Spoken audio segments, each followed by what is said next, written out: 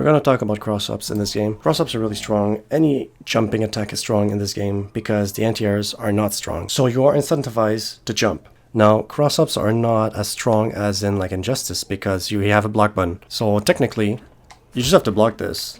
It doesn't matter what the direction is, right? You don't have to move forward or backwards and you're fine. The problem is, you're not actually fine. You're fine, you don't get hit, but you face pressure. And that's a problem, especially because it's probably going to be a deep jump kick, right?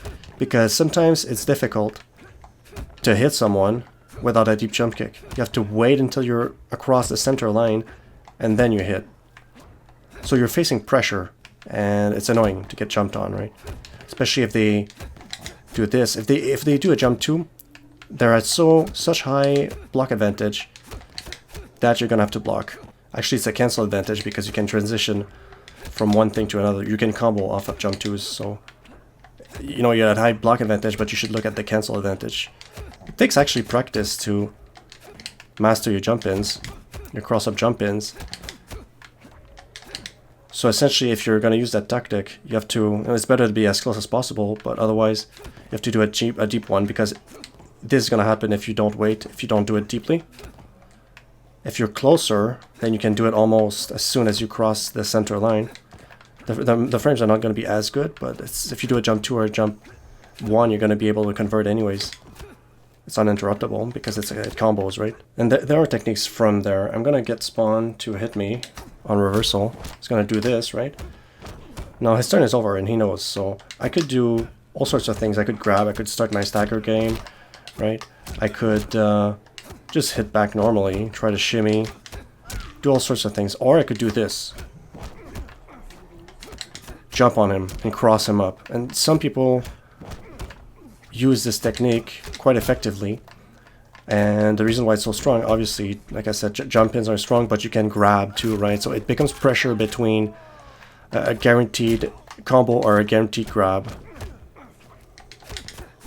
which is extremely annoying. And I would say that the jump-in is stronger, like that's more pressure than simply continuing a combo, because, no, obviously, when your turn is over, right? You're going to face pressure. It's either going to be a grab, a combo, a stagger, it's going to be something. But at least you have more options, I find, when someone's grounded than when someone's jumping, obviously, because if you hit them while they're jumping, they're not grounded, you can't convert very well. You might even like whiff and get whiff punish, which is ridiculous. Whiff punish, like this happens often where you hit someone and because they jumped, and you know the movement of the string, whatever, you're whiffing, they get up, they punish you, and I hate that. There's also the fact, so for example, let's say I took back my turn with 1-2, you see, Spawn has that option to poke me, but not if I jump. So you see the problem? That's why like jumping is strong here. So how do you anti-air that? It's very difficult, but it's not impossible. It's just extremely difficult. So he's jumping on me, and then he hits me like this for pressure. Now, what you can do to anti-air this is that, look, this doesn't work, right? This is probably what happens to you guys often. Even if I make the read, okay, with Liu Kang it's going to be easier because his down 2 it like goes across completely. So Liu Kang you could just simply like down 2 from all angles. But if you have a shitty down 2, like Cetrion for example, it whiffs all the time because it just goes right in front of her face, right? So you're going to have to do standing 1 or down 1 depending on your character, and you're gonna have to wait until he's across your center line. Like this. It's actually really difficult. And dangerous too, right? Because it becomes like, who's the fastest? Okay, so let's say he crosses me up by doing this. Look, it's almost impossible now to anti-air if he jump kicks, because what they do, they don't really want to jump kick. What they want to do is they jump punch. When they jump punch, it's easier to anti-air. Here Liu Kang would still have to down 2. Can he down 1? He reacts. Yeah, even like down 1-ing it's possible, but it's so difficult, it's rare that it's actually going to happen. So that's the counter if someone's trying to anti-air you, just to jump kick.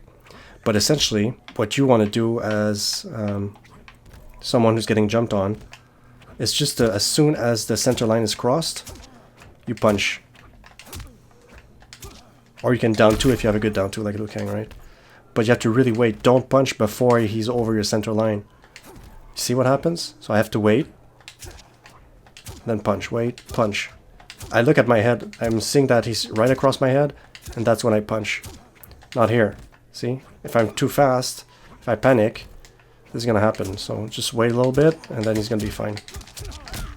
So that's how I do handle cross-ups. Okay guys, that's it. Like, comment, subscribe, peace.